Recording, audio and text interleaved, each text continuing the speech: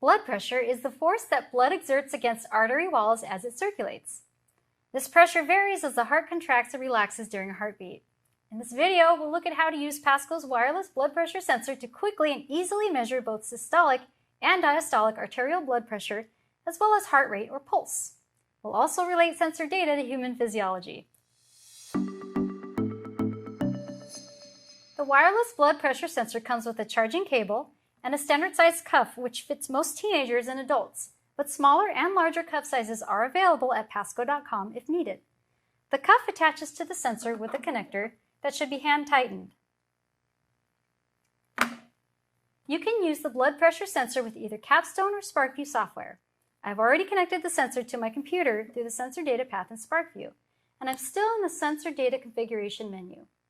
As soon as you connect the sensor, you will see a quick start experiment called Monitoring Blood Pressure over here on the right side. I'm going to open that experiment file because it displays all of the sensor's measurements over 2 pages. All of the pressure measurements default to millimeters of mercury, but you could switch to a different unit if you prefer. Only pulse rate has fixed units in beats per minute. My colleague Heidi is going to join us because 2 individuals should work together, with one person acting as the test subject getting their blood pressure measured, and the other person acting as the hardware and software operator.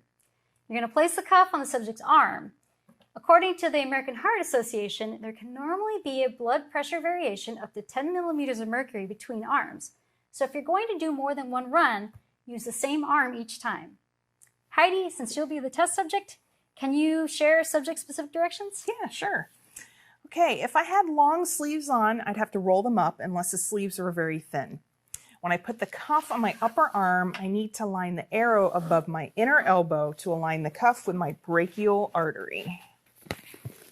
Okay, Barbara will help me wrap the cuff snugly, and she will press the release valve to remove excess air in the cuff. I'm seated comfortably, my legs are uncrossed, and both my arms are relaxed on the table with palms facing up. I'm going to stay relaxed and remain as still as possible during data collection without talking, and I'll avoid looking at the data display. All right, I'm ready. Okay, I'm just going to get started in 1 minute. Let me just explain what's going to happen. I'm going to inflate the cuff, and when I get enough air in there, the brachial artery will become compressed against the humerus, and this will temporarily stop blood flow. The cuff will slowly and automatically release air pressure through this valve, and we'll be able to see the cuff pressure at which blood flow noticeably returns in the graph. The operator will start collecting data, then rapidly squeeze the bulb until pressure reaches about 170 millimeters of mercury. But be careful to not go over 200 millimeters of mercury. Here we go.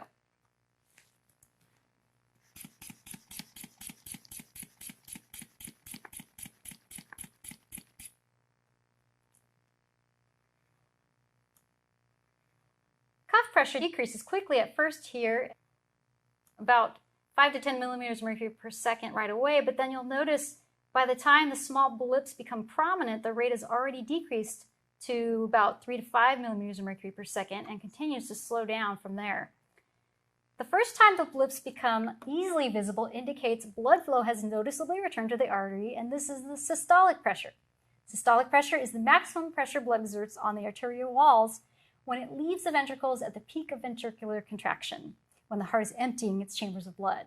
It's also the top number of the blood pressure ratio. Then after a while, the blips smooth out, as you can see here. When the cuff pressure is decreased enough to no longer restrict arterial blood flow, the diastolic pressure has been reached, and you can stop collecting data once the diastolic pressure has appeared. Then push the valve to let all the air out of the cuff. Thanks, Heidi, we're done with that. Take that off. Diastolic pressure occurs when the ventricles relax and the heart's chambers refill with blood. It is the bottom number of the blood pressure ratio. Now that we have both systolic and diastolic pressure, we can report Heidi's blood pressure as the ratio of systolic pressure to diastolic. Heidi's blood pressure is 148/90. A little stressful there? A little stressed, I guess. Yeah. So on the next page of the data display, the estimated pulse rate in beats per minute is displayed alongside mean arterial pressure, or MAP.